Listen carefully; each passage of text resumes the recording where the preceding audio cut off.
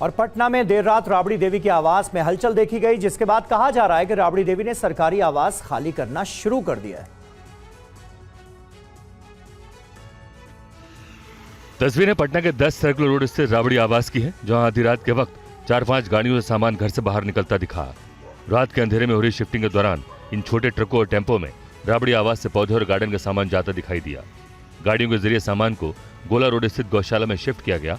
कहा जा रहा है कि वहां से सामान किसी दूसरी जगह शिफ्ट किया जाएगा। जिस वक्त राबड़ी आवास में गाड़ियों की आवाजाही हो रही थी, उस वक्त इस घर में लालू यादव और तेजस्वी यादव मौजूद नहीं थे और राबड़ी देवी घर में अकेली थी। इन तस्वीरों के आने के बाद कहा जा रहा है कि राबड़ी आवास को खाली करने की प्रक्रिया शुरू हो चुकी है। ऐसा इसलिए क्योंकि 1 महीने पहले राबड़ी आवास को खाली करने का नोटिस मिला था। भवन निर्माण विभाग ने 25 नवंबर को नोटिस जारी किया और राबड़ी आवास को खाली करने का आदेश लालू परिवार को दिया था।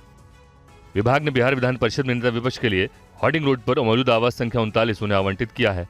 लालू परिवार पिछले 20 साल से राबड़ी आवास में रह रहा है। सरकारी आदेश के बाद पूर्व मुख्यमंत्री राबड़ी देवी के घर से सामान की शिफ्टिंग शुरू हो गई है। टीवी 9 संवाददाता रंजन कुमार की ग्राउंड रिपोर्ट दिखाते हैं आपको। आधी रात को 10 सर्कुलर रोड में हलचल देखने को मिली। 4 से 5 छोटी गाड़ियों में राबड़ी आवास से सामान बाहर शिफ्ट होने लगा। गाड़ियों में सामान भरकर गोला रोड स्थित गौशाला में ले जाया गया है, जहां से बाद में उसे दूसरी जगह शिफ्ट किया जाएगा। 25 नवंबर को आवास विभाग द्वारा नोटिस प्राप्त होने के बाद से ही 10 सर्कुलर रोड स्थित राबड़ी आवास खाली होना है, जिसको लेकर आधी रात को हलचल देखने को मिली और गाड़ियों में भरकर गार्डन का सामान गोला रोड स्थित गौशाला में ले जाया गया, जहां से बाद में उसे दूसरी जगह शिफ्ट किया जाएगा। तो मकान खाली करना नियमानुकूल है, लेकिन मकान के जो सरकारी साजो सामान है, अगर उसमें कोई भी क्षति होती है तो यह राजनैतिक रूप से अनैतिक काम माना जाता है। और देर रात नवी मुंबई में भीषण आग लगने से बड़ा हादसा हो गया। हादसे में कितना नुकसान हुआ है, आइए जानते हैं। आग इतनी तेजी से भड़ गई कि थोड़ी ही देर में बड़ा इलाका इसकी चपेट में आ गया। तस्वीरें मुंबई से सटे नवी मुंबई इलाके की हैं, जहां तलोजा MIDC में केमिकल फैक्ट्री में यह हादसा हुआ।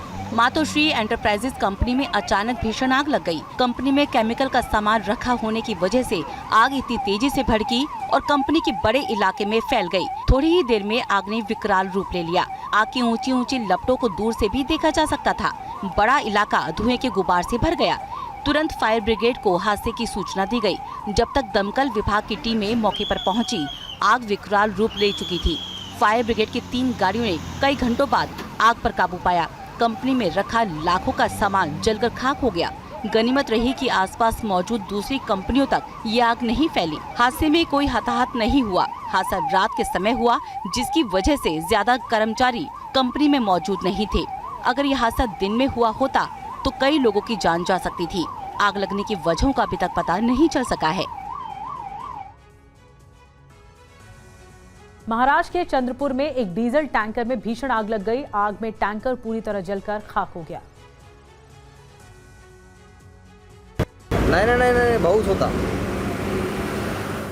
भीषण आग की लपटों की तस्वीरें महाराष्ट्र के चंद्रपुर जिले से सामने आई, जहां चलते हुए डीजल टैंकर में अचानक आग लग गई और देखते ही देखते पूरा डीजल टैंकर जलकर राख हो गया।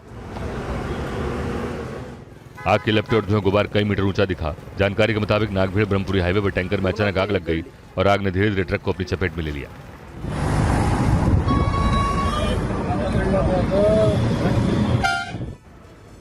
टैंकर में आग लगते ही इलाके में अफरा तफरी मच गई। सुरक्षा कारणों के चलते हाईवे पर कुछ देर के लिए ट्रैफिक बाधित हो गया। राहत की बात यह रही कि हादसे में किसी प्रकार की जनहानि नहीं हुई।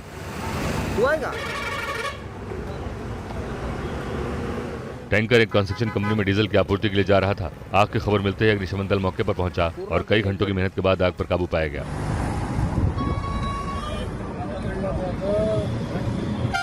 फिलहाल आग की वजहों का पता नहीं चला है। प्राथमिक जांच में पता चला है कि आग लगने के बाद टैंकर में धमाका भी हुआ था। सभी पहलुओं से पुलिस मामले की जांच कर रही है।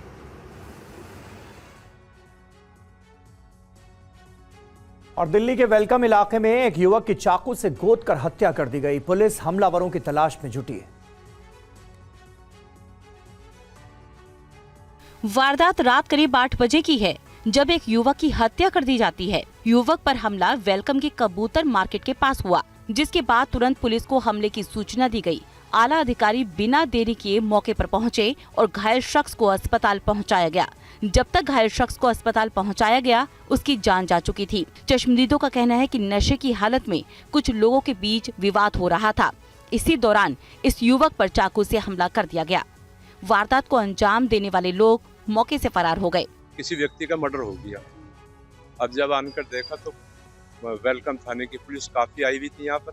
पता ये लगा कि कोई नशे के हालत में थे दो तीन व्यक्ति, जो आपस में किसी बात को लेकर इनकी कहना सुनी हो गई और उसने चाकू उसके मार दिया।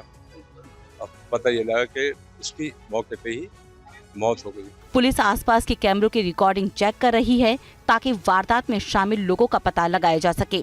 हमले के बाद से इलाके के लोग दहशत में हैं। महाराष्ट्र के लातूर जिले में एक सनसनीखेज मामला सामने आया है। यहां 20 साल के युवक ने फांसी लगाकर आत्महत्या कर ली।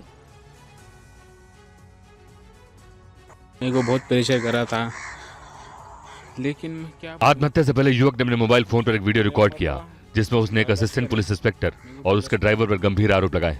मृतक युवक का आरोप था कि करीब 1 साल पुराने एक मामले को लेकर संबंधित असिस्टेंट पुलिस कमिश्नर और पुलिस ड्राइवर उसे लगातार परेशान कर रहे थे। युवक ने वीडियो में कहा कि पुलिसकर्मी बार बार उसके घर आते थे, घर की महिलाओं को प्रताड़ित करते थे और देर रात उसे गाड़ी में बिठाकर ले जाते थे। इस कथित प्रताड़ना से तंग आकर उसने कदम उठाने का फैसला किया। घटना के सामने आते इलाके में आक्रोश फैल गया। बड़ी संख्या में मृतक के परिजन और रिश्तेदार पुलिस थाने के बाहर जमा हो गए और दोषियों के खिलाफ कड़ी कार्रवाई की मांग की। अधिकारियों का कहना है कि वीडियो में लगाए गए आरोपों की निष्पक्ष जांच की जाएगी और तथ्यों के आधार पर आगे की कार्रवाई होगी। और बिहार में बीजेपी नेता की हत्या के बाद सनसनी फैली हुई है। हत्या का लाइव वीडियो सोशल मीडिया पर वायरल हो रहा है।